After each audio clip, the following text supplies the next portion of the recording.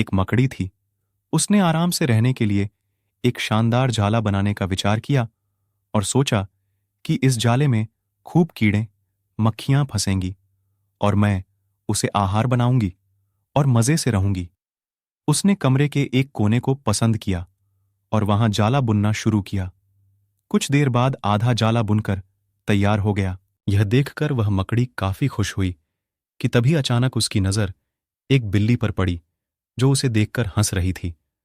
मकड़ी को गुस्सा आ गया और वह बिल्ली से बोली, हंस क्यों रही हो? हंसू नहीं तो क्या करूं? बिल्ली ने जवाब दिया, यहां मक्खियां नहीं हैं। ये जगह तो बिल्कुल साफ सुथरी है। यहां कौन आएगा तेरे जाले में?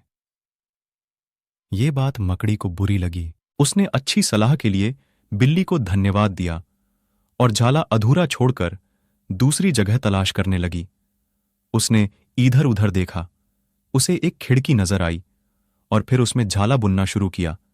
कुछ देर तक वह झाला बुनती रही। तभी एक चिड़िया आई और मकड़ी का मजाक उड़ाते हुए बोली, अरे मकड़ी, तू भी कितनी बेवकूफ है। क्यों? मकड़ी ने पूछा। चिड़िया उसे समझाने लगी, अरे यहां तो खिड़की से तेज हवा आती है। यहां तो तू अपने जाले के साथ ही उड़ जाएगी।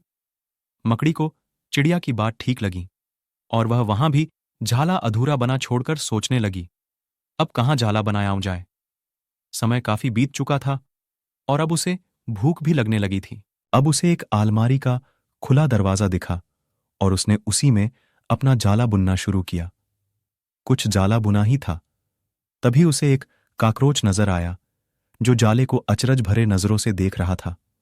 मकड़ी ने पूछा, इस तरह क्यों देख रहे हो? काकरोच बोला, अरे यहां कहां जाला बुनने चली आई? ये तो बेकार की आलमारी है। अभी ये यहां पड़ी है, कुछ दिनों बाद इसे बेच दिया जाएगा और तुम्हारी सारी मेहनत बेकार चली जाएगी। यह सुनकर मकड़ी ने वहां से हट जाना ही बेहतर समझा। बार बार प्रयास करने से वह काफी थक चुकी थी और उसके अंदर झाला बुनने की ताकत ही नहीं बची थी। भूख की वजह से वह परेशान थी।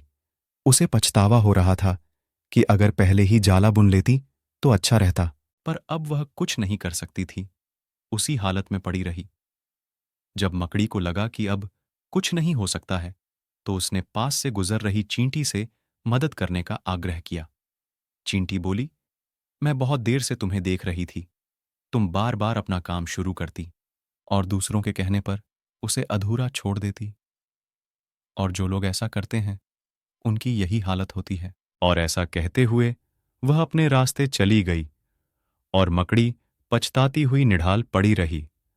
सिख, हमें दूसरों की सलाह जरूर सुननी चाहिए, पर काम अपने दिमाग का इस्तेमाल करके ही करना चाहिए।